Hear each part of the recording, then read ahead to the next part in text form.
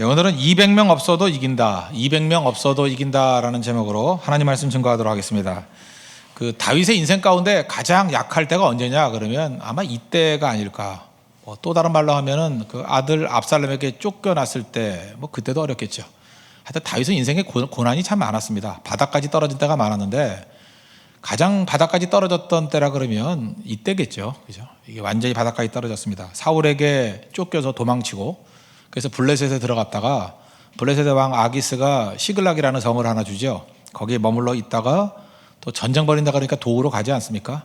동족과 전쟁을 벌일 수 없어가지고 또 피해 나오는 그런 일련의 과정이 있었습니다. 근데 하여튼 간에 군사가 비어 있을 때 아내와 아내들과 어린아이들만 있는 시글락에 아말렉이 침공을 해서 다 약탈해 가버립니다. 일단 불사르죠. 불을 질렀다는 건 뭐예요? 돌아보니까 잿더미밖에 없어요. 잿더미 다 사로잡아 왔습니다. 여러분, 남자들 잘 안 웁니다. 우리 자매들 잊지 마십시오. 남자가 울 때는 심각한 때예요. 만만히 보지 마세요. 남자들이 통곡을 했어요. 엉엉엉 울었어요. 남자들은요, 웬만큼 울면은 약해지기 때문에 잘 안 웁니다. 안 울고, 울었다는 건 뭐냐면 그 마지막 의지까지도 꺾였다, 그 뜻이에요. 남자가 우는 건 위험한 거예요. 굉장히 위험한 거예요. 정말 바닥까지 떨어졌을 때 그런 일이 벌어지거든요. 근데 그것도 한두 명도 아니고 전체가 다 울었다, 완전히 자포자기했다, 그런 의미라고 생각을 합니다. 그러고 난 다음에 분노가 일어나잖아요. 이 다윗 때문이다, 다윗을 돌로 치자. 그래서 다윗이 자기 부하들에게로부터 버림받은 정도가 아니죠. 부하들이 죽여버리겠다 그랬잖아요. 돌로 쳐서 죽이겠다. 그러니까 얼마나 위기입니까? 완전 고운 무립이죠. 완전히 자기밖에 없는 거죠. 그래서 의지할 것이 하나도 없는 그런 고립무원의 상태에 놓여 있는 상황, 이게 바로 이 상황이라는 것입니다. 사면초가의 상황. 여기서 우리가 몇 가지 메시지를 붙들 수 있는데, 우리 인생 가운데도 지금 힘든 분들 있죠. 힘들고 고난 가운데 있고 사면초가에 놓여 있고 고립무원에 놓여 있는 사람들, 그때 우리가 어떻게 해야 될 것인가. 거기서 깨달아야 될 것들이 몇 가지가 있는데, 첫째는 고난 중에도 하나님의 간섭이 있다는 것입니다. 하나님의 간섭하시는 손길이 있다는 거예요. 우리는 너무 고난 가운데 있으면 하나님이 주무시는 거 아닌가, 욥기같이 하나님이 나를 버리신 거 아닌가, 하나님은 일 안 하고 계시는 거 아닌가. 근데 하나님의 간섭이 있어요. 섭리의 손길이 있다는 거. 하나님이 간섭하지 않았으면 우리 다 죽었어요. 그런데 이렇게 살려두시고 여기까지 오게 한 건 분명히 간섭의 손길이 있는 거예요. 우리 교회도 그렇고, 여러분 가정도 그렇고, 한 사람 한 사람 다 그렇고, 물론 저도 그렇고 여러분도 그렇고, 우리 하나님의 택한 백성들에게 하나님의 간섭의 손길이 있다는 거 잊지 마십시오. 버려둔 게 아니라는 거예요. 두 가지만 체크해 보면 이런 거죠. 아말렉이 쳐들어왔는데 불을 질렀어요. 잿더미를 되게 만들었는데 재산만 잿더미가 된 거죠. 거기에 생명들, 아내와 자녀들은 이상하게 하나도 죽이지 않았어요. 다 사로잡아가고, 심지어 가축들까지도. 물론 이렇게 얘기할 수 있죠. 나중에 노예로 팔아먹거나, 아니면은 또 여자들은 이렇게 첩으로 두거나 노예로 두거나, 또 그것이 아니라 그러면 가축들은 팔아먹으려고 그러는 거 아니냐, 이렇게 얘기할 수도 있겠지만, 그렇더라도 생명에는 조금도 손을 대지 않았다라는 거, 이거 쉬운 일이 아니죠. 그렇게 만든, 그런 마음을 먹게 만든 게 누구예요? 하나님이 간섭하셨다라는 거예요. 하나도 손대지 못하게 만들었다. 그래서 오늘 2절 3절 한번 보십시오. 30장. 거기에 있는 젊거나 늙은 여인들은 한 사람도 죽이지 아니하고. 사실 젊은 여자 남긴다는 건 이해가 되지만 늙은 여자를 왜 남겼을까, 이런 생각 안 해봤어요? 죄송합니다. 딴 뜻이 아니에요. 그러니까 만약에 적군이라 그러면, 근데 보세요. 젊거나 늙은 여자들은 파추부로 쓰려고 그러나? 한 사람도 죽이지 아니하고 다 사로잡아 끌고 자기 길을 갔더라. 이게 너무 감격스러운 거예요. 분명히 하나님의 간섭의 손길이 있다니까요. 그래서 3절에 보세요. 다윗이 그의 사람들이 성읍에 이르러 본즉 성읍은 불탔고 자기들의 아내와 자녀들이 사로잡혔는지라. 잿더미가 됐는데 업소만 졌어요. 죽지 아니하고. 하나님께서 생명은 보호해 주신 거죠. 굉장히 중요한 것이란 겁니다. 하나님께서 이렇게 우리를 붙들어 주신다. 그러므로 우리 인생 가운데서도 그 욥기 같은 데를 보세요. 마귀에게 네 멋대로 다 해봐, 이렇게 허용하시는 부분이 있죠. 그러나 조건이 뭐예요? 욥은 손대지 마. 1차. 2차에서 뭐라 그래요? 욥 저거 자기가 몸에 병 나봐요. 하나님 부인할 거 아닙니까? 그랬더니 그래 좋다. 그 병까지 나게 하더라도 생명 건들지 마. 하나님께서 그 믿음을 인정하시고 신뢰하는 종들에게 어떤 때는 마귀에게 이렇게 한번 카운터펀치를 먹이려고 그게 믿음의 싸움을 벌이게 말 때가 있어요. 그럴 때 우리는 그냥 아무 생각 없이 나를 내팽개치고 죽는 거 아니냐? 절대 그렇지 않아요. 하나님의 손길이 있어요. 섭리의 손길이. 오늘 이 밤에 하나님 앞에서 그 섭리의 손길을 확인하는 시간 되길 바랍니다. 보호해 주시죠? 절대로 우리 넘어지지 않아요. 절대로 넘어지지 않고 하나님이 붙들어 주신다는 것입니다. 또 한 가지 예를 들 수 있는 건데 이게 참 신기한 거죠. 3일 거리예요. 3일 거리. 정확한 타이밍이죠. 1절 보세요. 다윗과 그의 사람들이 사흘 만에 시글락에 이른 때에 그랬죠. 사흘. 이 사흘이 중요한 거예요. 사흘이. 그 다음에 그 13절에 보니까 거기 애굽 소년을 종이었던 애굽 소년을 버린 얘기가 나오죠. 13절 하반절에 보니까 아말렉 사람이 종이더니 사흘 전에 병이 들매 주인이 나를 버렸나이다. 그러니까 사흘 전이란 얘기죠. 그러니까 사흘 만에 이 사흘 거리가 떨어졌기 때문에 이 타이밍이에요.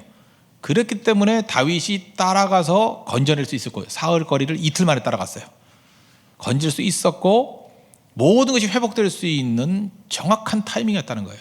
그런데 다윗이 이 타이밍을 계산해서 간 겁니까? 아니에요. 그냥 간 거예요. 그런데 그냥 갔을 때 이 3일이라는 타이밍을 디자인한 분이 누구예요? 하나님이 하셨다라는 거예요. 참 이게 전 놀랐다고 생각을 합니다. 원래 다윗 안 가려고 그랬습니다. 다윗이 그 어디가 있는 거예요? 블레셋의 아기스 왕과 함께 이스라엘과 전쟁하러 간 거 아니에요. 근데 본인은 전쟁하기 싫죠. 왜? 동족끼리 싸워가지고 피를 흘리면 왕 되기도 힘들고 그래서 이렇게 머뭇거리지 않습니까? 그런데 울고 싶은데 때려준다고 그 부하들이 이제 다윗 믿을 수 없다고 저들과 같이 전쟁 못한다. 그랬더니 그 아기스 왕은 데려가고 싶은데 부하들이 반발하니까 못 데려갔잖아요. 그런데 아기스가 다윗에게 넌 이제 가라. 그래도 된 건데 이상하게 재촉을 했어요. 왜 그런 급한 마음을 줬는지 모르겠어요.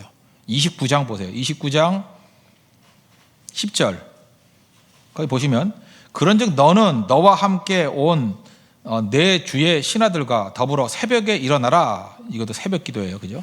새벽에 일어나라. 너희는 새벽에 일어나서 발거든 곧 떠나라. 그러니까 뭐 이렇게 전쟁 중에 낮에 떠나도 되잖아요. 그죠? 이렇게 늦게 떠나도 되는데 막 서두르라 그랬어요. 당장 자고 밤이니까 내일 새벽 일찍 떠나. 그랬다라는 거예요. 막 다그치면서. 근데 아기스가 이래야 될 이유가 있습니까? 없습니까? 앞뒤 찾아봐요. 전혀 이유가 없어요. 전쟁 벌이는데 그냥 반대가 있으니까 아무 때나 떠나도 되는 거거든요. 그냥 같이 합류만 안 하면 되는 거고 아니면 거기 머물러 있으라 그래도 되잖아요. 후방을 지켜라. 혹시 우리가 불리하면 그때 와서 도와줘라. 이래도 될 텐데 그냥 떠나래요. 급하게 떠나래요. 설명할 수 있는 이유가 있어요? 없어요? 없어요. 근데 왜 이런 마음을 줬을까요? 하나님께서 예비하신 거예요. 그래서 아기스를 하여금 가라 그러고 또 그다음에 11절에 보니까 그래도 또 다윗이 또 대들면서 안 간다 그러면 될 건데 다윗도 그 말에 순종을 했어요. 그래서 급하게 왔다라는 것입니다. 여기서 알 수 있는 게 뭐예요? 내 계산으로 이런 답이 나온 게 아니라는 것입니다. 하나님이 도와주신 거예요. 사실 여러분 인생이 그 하나님 백성들에게 인생을 살다가 인생을 이렇게 회고해 보면 아찔할 때가 많아요. 야, 내가 그때 하루만 늦었어도, 그때 내가 한순간만 잘못 선택했어도, 내가 그때 오른쪽으로 갔어도, 뭐 이런 얘기가 굉장히 많아요. 그런데 내가 지금 살아있고 지금 여기까지 온 이유가 나는 그냥 별 생각 없이 살아왔다고 생각하는데 무슨 보이지 않는 손길이 나를 이끌어온 것 같아요. 그러지 않았으면 여기까지 못 왔거든요. 근데 그게 한두 번이면 그래도 우연이라 그러죠. 근데 인생을 해보면 한두 번이 아니고 중요한 순간마다 주 손길이 나를 인도했다는 게 느껴져요. 그래서 찬송하는 거죠. 감사하는 거고. 여러분 생각해보세요. 지도자가 있다 할지라도 지도자가 뭘 얼마나 똑똑하겠습니까? 그래서 똑똑한 사람이 있으면 문제예요. 계산을 자꾸만 하니까. 계산 갖고 되는 게 아니에요. 주님 의탁해야죠. 하나님께서 이 교회를 이끌어 주십시오. 우리 가정을 이끌어 주십시오. 나를 이끌어 주십시오. 여러분 이제 결혼을 앞두고 있는 형제 자매들도 있죠. 그러니까 뭐 치밀하게 계산해요. 뭐 이거 계산 이거. 또 사업을 앞둔 사람 있죠. 치밀하게 계산해요. 뭐 이런 상황. 뭐 목은 어디에 잡고. 저는 너무 치밀하게 계획 세우는 사람, 그러면서 기도 안 하는 사람을 참 불안하게 여깁니다. 안 맞아요, 하나도. 왜냐하면 우리가 보고 계산할 수 있는 변수가 물론 준비하는 게 좋습니다. 그런데 그것만 있는 게 아니거든요. 내가 지금 보이는 건 5%도 안 돼요. 5% 준비 철저히 해놨다. 5% 철저히 한 거예요. 그래놓고 그걸 믿고 의지하는 사람은 오히려 아무것도 준비 안 한 사람보다 더 위험한 사람이에요. 왜요? 하나님 의지하는 게 없기 때문에. 오히려 아무것도 준비 안 한 사람은요, 뭐 그런 거 있잖아요. 시험 앞두고 다 포기하고 기도만 하네. 그거하고 똑같은 거예요. 그죠? 오히려 기도는 한다고요. 그런 사람은.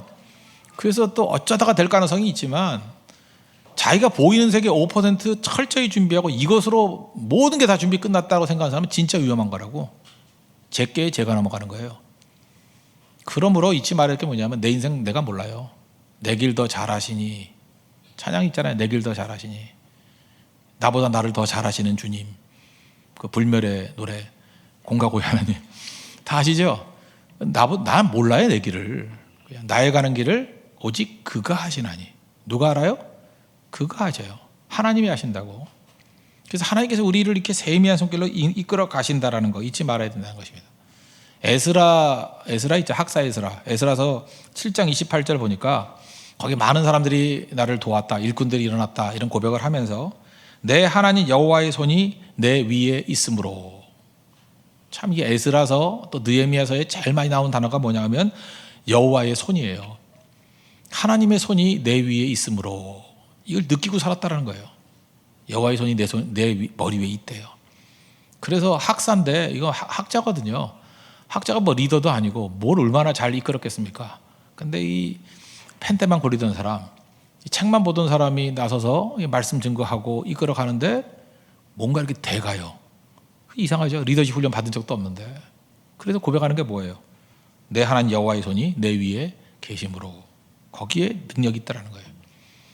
여러분도 오늘 기도할 때 하나님의 손길을 찬미하시고 여호와의 손이 내 위에 있으므로, 그죠? 흔들리지 않는다. 이런 고백이 있는 하나님의 거룩한 종들 되기를 바랍니다. 382장 찬송이 있죠. 너 근심 걱정 말아라. 주 너를 지키리. 주 날개 밑에 거하라. 주 너를 지키리. 주님께서 우리를 지키주십니다. 여러분 믿습니까? 그래서 아무 때나 그죠? 어디서나 주 너를 지키신다고. 늘 지켜주신다고.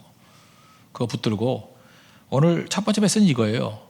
하나님 앞에 기도를 하던 안 하던 그 기도 이전에 얘기해요. 하나님의 이런 간섭의 손길이 있다는 거. 이거를 뿌리 속에 믿고 나아갈 수 있는 하나님의 신실한 종 되기를 바랍니다. 두 번째 내용은 뭐냐면 우리 약할 때가 있지 않습니까? 약할 때 뭐가 이루어지나. 약할 때는 그냥 회복 정도. 어떻게 하면 이거 방어 정도 할 것인가 이렇게 생각을 하잖아요. 그런데 약할 때 중요한 것들이 다 이루어진다는 것입니다. 그래서 약함을 자랑하는 거예요. 참 묘하죠? 왜 약할 때 그렇게 할까요? 약할 때 오히려 하나님이 일하시긴 제일 편한 거예요. 우리가 이렇게 저항이 없으니까. 약하니까 저항도 못 하잖아요. 뭐 힘이 있어야 저항을 하지. 그러니까 축 늘어지잖아요. 그 마치 이거하고 똑같은 거예요. 물에 빠진 사람 건질 때 힘이 있을 때 들어가면 안 된다 그러죠. 자기 힘으로 뭐 머리끄댕이 잡아당기고 막 해서 도와준 사람까지 같이 빠져 죽는다잖아요. 오히려 책으로 좋은 건 뭐죠? 물 왕창 먹고 축 늘어져 있을 때 저항할 힘이 없잖아요. 그럴 때 그냥 자꾸 나오면은 쉽게 나올 수 있다. 힘이 빠져야 되니까. 그래서 어떻게 보면은 축 늘어진 게 죽기 직전인 것 같이 보이지만 사실 구출될 때는 구출의 최적의 조건이에요. 힘이 있을 때 힘든 거라고요. 우생마사 얘기했잖아요. 홍수가 났을 때 소는 사는데 소는 별 힘이 없어요. 둥둥 떠다니다가 지붕 위에 있다가 구출받는데 말은 힘이 있다 그러니까 자기 힘으로 발버둥 치다가 죽는 거예요. 우리가 약할 때 오히려 강합니다. 왜? 그때 중요한 일들이 다 이루어지기 때문에 그래요.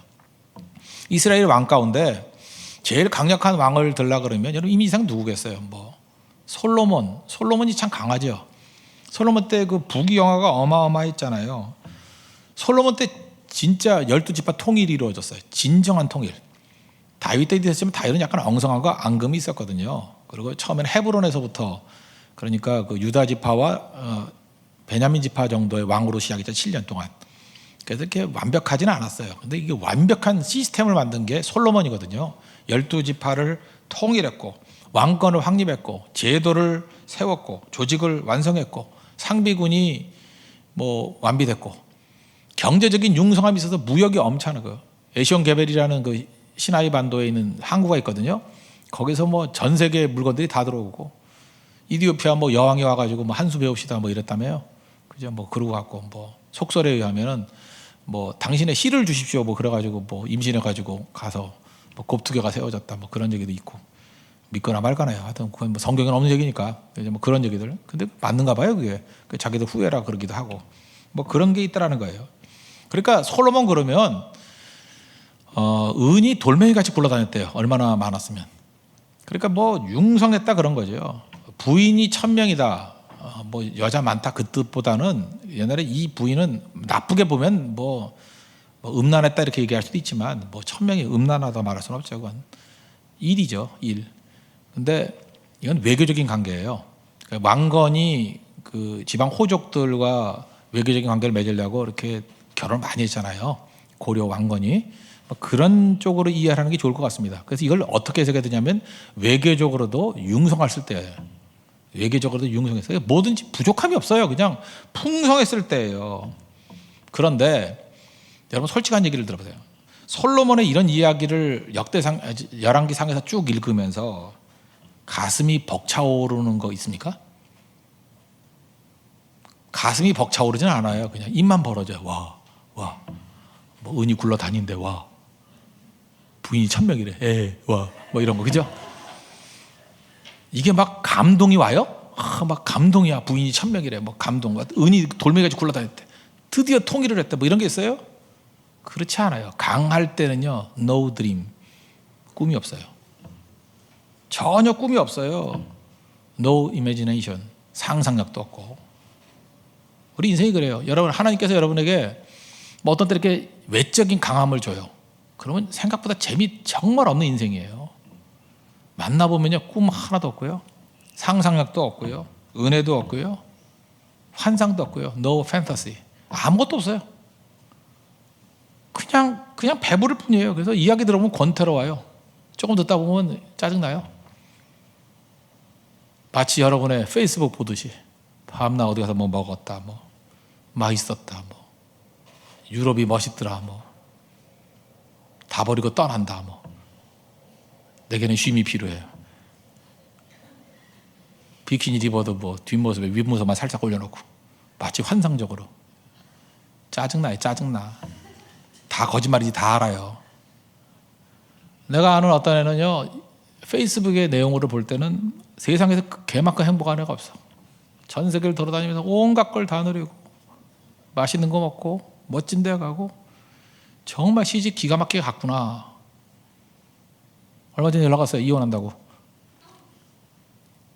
얼마 전에 이혼한다고 연락 왔다니까요. 기도해달라고.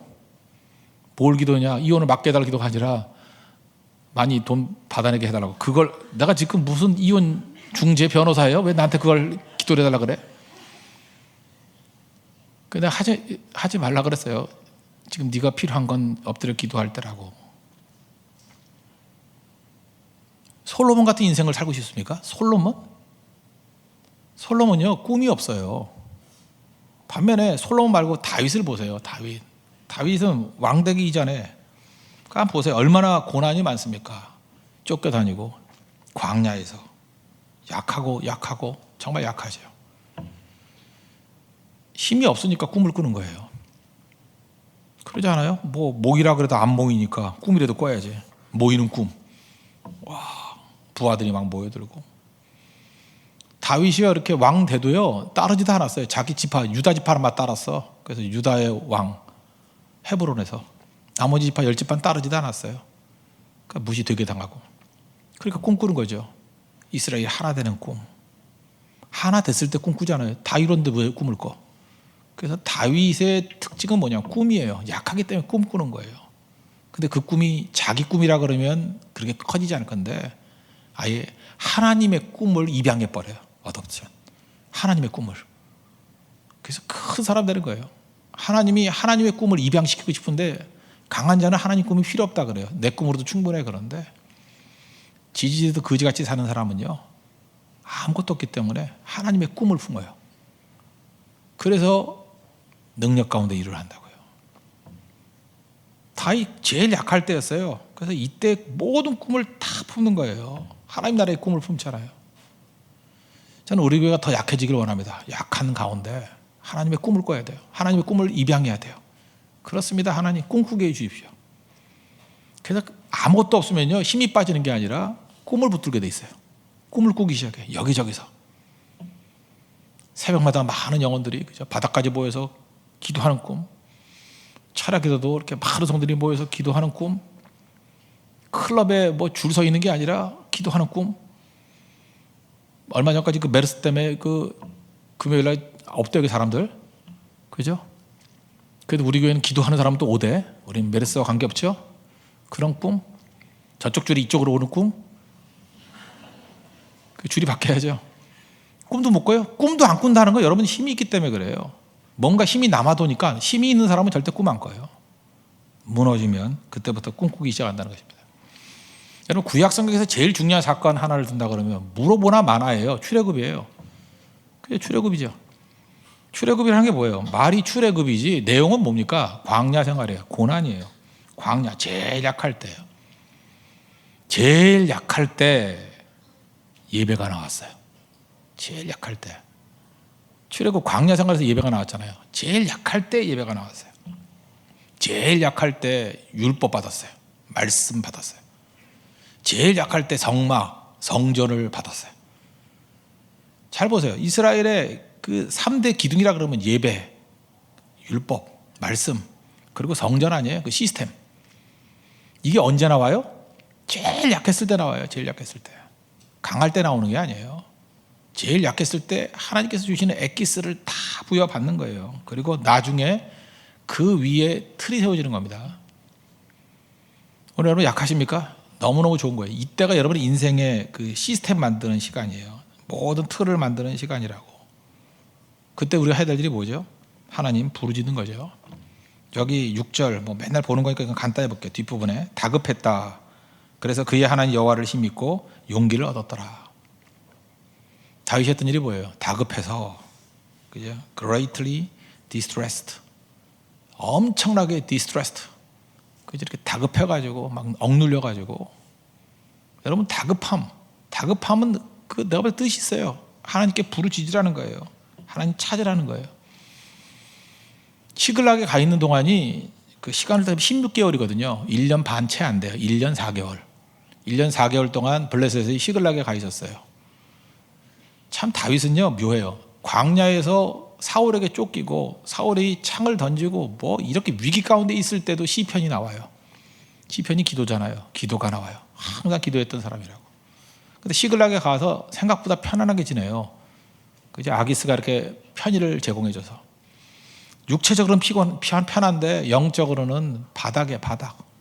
16개월 동안 하나님 찾았다는 기록이 없어요. 그런데 비로소 16개월 만에 가장 다급할 때 위를 받습니다. 위를. 여러분 다급하지 않으면 위를 안 봐요. 우리 인간이. 하나님께서 필요한 게 뭔지 알아요? 하나님이 원하시는 거 위를 보라는 거예요. 구원은 위로부터 오는 겁니다. 여러분 믿습니까? 우리 교회의 부흥도 그렇고 여러분 가정의 구원도 그렇고 개인의 구원도 그렇고 모든 은혜의 역사는요 위로부터 오는 거예요. 위로부터. 예수님 그러잖아요. 이성에 머물라고. 위로부터의 능력이 입히울 때까지 이성에 머물라고. 거기 분명히 말하죠. 위로부터 능력이 임할 때까지. 사람 아니에요. 사람하고 싸우는 거 아니에요. 위로부터의 능력이에요. 위로부터 능력 부어주십니다. 누구에게? 가장 약할 때. 위로부터 내려온 게 뭐예요? 그 예배가 내려왔고 출애굽 때. 위로부터 내려온 게 뭐예요? 그때 말씀이 내려왔고 율법이. 위로부터 내려온 게 뭐예요? 그때 성막 시스템이 내려왔다고. 가장 중요한 건 위로부터 다 내려오는 거예요. 그게 이스라엘 되었습니다. 여러분 가장 약할 때 위로부터의 능력을 구하고 승리할 수 있는 우리 하나님의 종 되기를 바랍니다. 그래서 약할 때가 오히려 기회예요. 여러분 아다시피 요거 끝나고 난 다음에 30장이 이 사건이고 31장이 뭐예요? 사울과 요나단 죽는 얘기예요. 그 다음에 넘어가면 왕 됩니다. 왕 되기 직전에 마지막 사건이에요. 이게 정말 맞죠? 해 뜨기 전에 새벽이 제일 어둡다고. 우리 인생 가운데 가장 힘들어 보이고 약해 보이고 어려워 보일 그때가 끝장났다고 보일 때가 사실은 새벽 직전이에요. 왕 되기 직전이라고. 하나님께서 이렇게 마지막까지 이렇게 훈련시키신다는 거예요. 여러분 약한 가운데 흔들리지 말고 끝까지 믿음 지키고 하나님께서 위로부터 주시는 능력을 구하고 무장할 수 있는 믿음의 종 되기를 축원합니다. 마지막 세 번째 이제 메시지는 뭐냐면 약한 능력을 경험했잖아요. 이제 하나님께서 원하시는 건 뭐냐면 은혜 받은 사람이 은혜를 베풀거든요. 이제 은혜 베풀기 원하는 거예요. 약자를 품으라는 거죠. 이제 은혜의 원리가 나옵니다. 특별히 세 가지가 나오는데 첫째는 뒤떨어진 사람이 있죠. 제가 지난번에 얘기했죠. 교회 시스템이라는 게 한 10년 단위로 도는 게 제일 좋다고. 3년 정도 죽어라 뛰면요, 웬만한 사람들은 다 지칩니다. 그러니까 뭐 육체적으로 지치든 정신적으로 지치든 믿음이 떨어졌다고 생각하지는 않아요. 이렇게 고갈될 때 있어요. 그럼 교회가 되려고 그러면요, 3년 동안만 뛰면 돼요. 3년 잘 뛰면 그 다음 사람이 또 있어요. 싱싱한 사람, 예비군들, 그죠? 왜 나 안 시키나 이런 사람도 있어요. 그러니까 그런 사람이 슬쩍 올라와서 또 3년 뛰면 되는 거예요. 그러는 사이에 또 같이 뛰면서 옆에서 시다발이 하던 애들이 있어요. 이렇게 보면서 이렇게 하는 거구나 하고. 그러니까 3년 동안 또 제자 양육이 돼. 그리고 또 이게 한 텀이 지나면요, 이렇게 이제 3년, 그 다음에 이제 6년 쉬었잖아요. 쉬었던 사람이 이제 나도 한번 해봐야지. 이제 시스템도 커지잖아요. 교회도 커지고. 그럼 그때 가서 또 뛰면은 경험도 있고 열정도 있고 힘도 있고, 그래서 또 큰 일을 해요. 그래서 크게 보면 한 20년 동안 한 6년 충성하면 되는 거예요. 6년. 그게 교회예요. 근데 이제 개척교회라든지 초창기에 이제 어중이 떠중이 왔을 때 문제는 뭐냐면, 일하다가 그냥 빠져서 있으면 되는데 그걸 못 견뎌요. 왜냐, 믿음이 없으니까. 내가 좌천됐다고 생각을 해. 내가 옛날에 뭐 했는데 나 그거 하나고는 못해. 뭐 나 리더였는데 내가 왜 팔로워가 돼? 안 되지. 그죠? 나 간사였는데 간사가 어떻게 평민으로 돌아가나? 말이 안 되지. 뭐 이러고. 그래서 그냥 도망쳐 버려요. 그래서 이 전체적인 시스템이 돌아가는데 누수가 일어나는 거예요. 누수가 안 일어나면 제일 좋은데 이건 반드시 일어나게 돼 있어요. 근데 이게 시간이 가면 이제 덜 일어나거든요. 그럼 그때부터 기하급수적으로 이제 부흥의 바람이 부는 거죠. 그래서 중요한 건 뭐냐 하면 버티는 거예요. 버티는 거. 버티는 게 쉽지가 않아요. 그거. 그러니까 어떤 걸 막고 있다가 내려놓으면 버티기보다는 도망치고 싶어진다니까요. 그래서 문제가 되는 거예요. 잘 보면요, 꼭 보면은 지금 그 젊은이들이 실패하는 이유 중에 하나가 뭐냐 하면, 공동체 안에, 지금 교회만뿐만이 아니에요. 어디나 마찬가지예요. 공동체 안에 머물러 있으면 성장을 해요. 그런데 뭐 큰맘 먹고 뭘 하겠다는 사람은 꼭 공동체를 떠나요. 그거 다 실패하는 거라고. 그 개인 힘 가지고 하겠다는 건데 개인 힘 갖고 될 수 있는 일이 그렇게 많지가 않아요. 예를 들어서 뭐 학교 때야 좀 덜 하겠지만, 우리 때 같은 때는 이제 뭐 재수하거나 뭐 이럴 때 종합반이라는 게 있었습니다. 그 종합반은 공동체죠, 일종의. 고등학교가 똑같이 다 모여서 하는 거. 그래서 재수할 때 종합반에서 처음부터 까지 다 있던 사람은, 마지막 순간까지 있던 사람은 되게 결과가 좋아요. 근데 큰맘 먹고 이제 나 혼자 공부하겠다. 저런 그 잘 가르치도 못하는 선생님 거 듣는 것보다는 시간을 알차게 보내야 돼.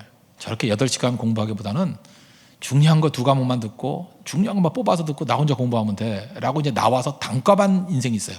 자기 골라 듣겠다 하는 인생들. 대학 간 애가 없어요, 별로. 똑같은 일이에요. 언제나 공동체 떠나는 사람이 길 잃어버린 양이에요. 뭘 제대로 하려고 그러면요, 컴퓨터를 잘하려고 하면 컴퓨터 공동체 안에 있어야 되고요, 영어를 잘하려고 하면 영어 공동체 안에 있어야 되고. 이상하지 않아요? 여러분들 그렇게 영어 죽어라 공부해도, 학원 다니도 공부해도 미국 거지보다 영어 못하잖아. 미국 거지들이 영어를 잘하는 이유가 뭐예요? 영어권 공동체에 머물러 있으니까 하는 거예요. 그냥 뭐 딴 거 하나도 없어. 이해 아시겠어요? 언어는 머리도 아니에요. 머리. 우리나라에서 머리 제일 나쁜 애도 한국말 하잖아. 그거 못해요? 다 하잖아. 그러니까 그건 관계가 없는 건데, 그냥 공동체에 머물러 있으면 쉽게 되는 걸 갖다가 다 공부라고 생각하니까 힘들어지는 거라고요. 그러니까 안 되는 거죠. 믿음이 좋으려고 하면 믿음의 공동체에 머물러 있으면 믿음이 성장해요. 선교하고 싶다 그러면 선교 공동체에 머물러 있으면 선교해요. 기도하려고 그러면 기도의 공동체에 머물러 있으면 돼요. 오늘 이 자리에 있는 사람이 기도하는 거지, 집에서 기도하겠다고 하는 분들은 지금 다 주무시거나 뭐 심야 영화 보거나 뭐 이럴 거예요. 그죠? 홀로 하려고 그러지 마십시오. 그거 진짜 어리석음이라는 거예요. 지금 오늘 이 얘기인데, 그래서 공동체 안에 머무르면서 쉬면 돼요. 그냥 머무르면서 그냥 좀 내려놓고 있으면 어때요? 그리고 또 하나, 그걸 정죄해서는 안 되고, 그죠? 그럴 수 있죠. 그래서 뛰는 사람, 뭐 야구 선수들 보면은 주전 뛸 때 뭐 백업 요원들도 있잖아요. 후보들도 있고. 그래고 팀이 좋은 거 아니에요? 9명이 뛰더라도 선수단을 보니까 뭐 45명 이렇게 쓰는데 45명 가운데 9명 뛰는 거예요. 나머지가 이렇게 탄탄하게 있을 때 강팀이 되는 거죠. 공동체가 그런 겁니다. 뛰는 게 9명이라고 해서 9명만 있어도 되는 게 아니에요. 45명 정도가 있어야 된다는 거예요. 오늘 얘기인데 600명이에요. 600명이 이제 아말렉을 추격을 합니다. 근데 이전에 어디서 왔어요?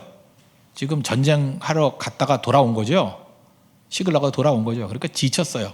한번 전쟁터에 나갔다 전쟁도 안 하고 돌아오니까 거기서 에너지 소비를 했는데 지쳐 있는 거예요. 그러면 누구나 다 싱싱한 게 아니거든요. 600명 중에 400명은 추격을 할 만했는데 200명은 너무너무 지친 거예요. 그래서 9절 10절 보십시오. 30장. 이에 다윗과 또 그와 함께한 600명이 가서 부솔 시내에 이르러 뒤떨어진 자를 거기 머물게 했으되 곧 피곤하여 부솔 시내를 건너지 못하는, 시내도 못 건너요. 너무 힘들어서. 그죠? 200명을 머물게 했고 다윗은 400명을 거느리고 쫓아가니라. 200명은 지쳐서 남겨뒀다라는 거예요. 뒤떨어졌습니다. 전쟁 때 저렇게 널브러지면 되느냐 이렇게 비난할 게 아니라 그런 사람이 있어요. 나고자 나오고 뭐 쉴 사람 나와요. 근데 잊지 말아야 할 게 뭐냐면 200명이 떨어져가지고 400명 갖고 어찌하노 하고 절망할 필요 하나도 없다는 거예요. 하나님은 전능하신 하나님 아니에요. 하나님 플러스 400, 하나님 플러스 600 뭐가 더 세요? 그게 그거예요. 하나님을 무한대로 계산합시다. 무한대 플러스 400, 무한대 플러스 600 그냥 무한대예요. 무한대 플러스 1, 무한대 플러스 100조 똑같아요. 무한대니까. 하나님을 믿고 의지하는 백성들은요, 사람 숫자에 너무 연연해 안 해요. 그래서 기도원의 300용사 보세요. 뭐 많이 와봐야 집에 가 그러잖아요. 13만 5천 와봐야 막 추리고 해서 집에 가 300명 데리고도 충분하다는 거죠. 그게 무슨 얘기예요? 수가 중요한 게 아니라는 거죠. 그냥 헌신하는 사람들 데리고 해도 충분히 할 수 있다는 것입니다. 여러분 퍼센트에 너무 속지 마십시오. 600명 중에 200명이 낙오됐다. 이제 우린 67% 남았어. 33%가 떨어져 나갔어. 그런 소리 하지 말라는 거예요. 전능하신 하나님이 계시는데 왜 계산하고 앉았어요? 200명 없어도 충분히 이길 수 있습니다. 믿습니까? 내 인생에 200명이라는 요소가 빠져도 이길 수 있습니다. 믿습니까? 그게 중요하다는 거예요. 그리고 이 사람들 이걸 용납해 줬고 나중에 돌아와서 이 사람들에게도 그 재산 나눠주는 거 다 똑같이 나눠줬죠. 그게 또 하나의 은혜의 원리예요. 그래서 우리는 그러잖아요. 하나님의 축복을 충만히 받은 사람은요, 그냥 자기 거라고 주장 안 하고 넘치게 은혜 받으면 낙오됐던 사람도 동일하게 우리 공동체니까 같이 전리품을 나눌 수 있어. 은혜 받을 수 있어. 왜? 내가 30배, 60배, 100배 은혜 받은 종이기 때문에. 여러분 그래서 100배의 은혜를 받는 게 왜 중요하냐면 여러분 지금 월급 그냥 계산할게요. 그냥 얼마 받아요? 한 300만 원 정도 받는다고 합시다. 300만 원. 됐죠? 더 받는데 뭐 이렇게 잠깐만 항의하지 말고 그냥 300만 원에 합시다. 100배면 얼마예요? 한 달에 월급 얼마 받아야 되죠? 3억이요. 흐뭇하죠? 한 달에 3억이요. 그럼 1년에 36억 받겠네? 그죠? 그거 놀랄 일 아니에요. 우리나라 되게 많아요. 36억 버는 사람들. 진짜 많다니까? 굉장히 많아요. 그거 뭐 꽤 많아요. 뭐 몇 명 안 되는 게 아니라 굉장히 많아요. 멀리 있는 얘기가 아니에요. 여러분에게 먼 거지. 그 멀리 있는 얘기가 아니에요. 그러면 지금 300만 원 버는 사람의 100배라는 게 3억 버는 거예요. 그러면 300만 원 버는 정도 수준에 살던 사람이 3억을 벌어요. 그럼 뭐 처음에 뭐 저축하고 뭐 집 사고 뭐 이런 소리 할 거예요. 근데 조금 지나면요, 100배 축복을 누리는 사람은 절대로 자기만을 위해서 살지 못합니다. 반드시 사명감이 생겨요. 하나님께서 내게 이게 왜 이렇게 주시나. 그리고 이웃을 돌아보게 돼 있어요. 반드시 그렇게 돼 있어요. 그래서 그냥 이런 거 없이도 미리 커진 사람이 되는 것도 중요하지만 하나님께서 어떤 사람을 깨기 위해서 그냥 100배 축복을 주실 때도 있어요. 그때 잘못하면 끝장나는 거지만 받아가지고 이제 돌보라는 거예요. 주변을. 지금 이 400명의 사람들의 멘탈리티는 뭐냐면 은혜 받은 사람이에요. 하나님의 엄청난 은혜. 말도 안 되게 지금 뭐 사람 만나가지고 이렇게 승리하게 만들었죠. 이 받은 바 은혜를 가지고 우리는 어떻게 살아야 된다는 거예요? 베풀며 살아야 된다는 거예요. 이것이 이스라엘에게 왜 이런 일을 하나를 보여주냐. 여기 일종의 모델이에요. 모델. 이런 식으로 이스라엘은 살아야 된다는 거예요. 하나님 백성들은 경쟁으로 사는 게 아니라 축복으로 사는 존재다. 그것을 보여주기 위한 하나님의 뜻이었다는 것입니다. 그래서 30장 25절 보세요. 뭐라고 돼 있어요?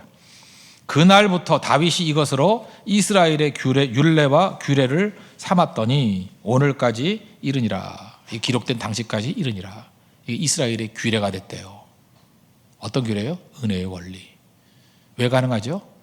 하나님의 압도적인 은혜를 받으면 이런 일이 가능해진다는 것입니다.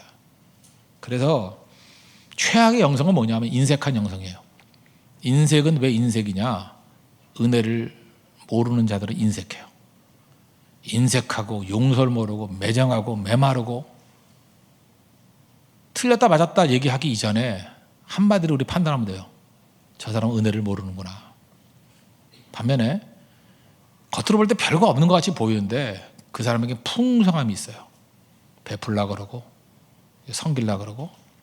그때 한 가지 느끼는 게 그거예요. 저 사람은 은혜를 아는 자구나. 이런 하나님의 능력으로 말미암아 은혜 아는 자가 되십시오. 그죠? 그럼 반드시 승리할 수 있다는 것입니다. 하나님의 능력 가운데 이런 풍성함을 누릴 수 있는 우리 믿음의 신실한 종 되기를 바랍니다. 모두 자리에서 일어나겠습니다. 우리 공동체 기도 드리도록 하겠습니다. 다 같이 기도하겠습니다. 내가 가장 약할 때에도 하나님은 나를 눈동자같이 살피십니다. 느낌으로는 버림받은 것 같지만 실제로는 하나님의 철저한 간섭이 있습니다. 공급하시고 가르치시고 고쳐주시는 하나님을 신뢰합니다.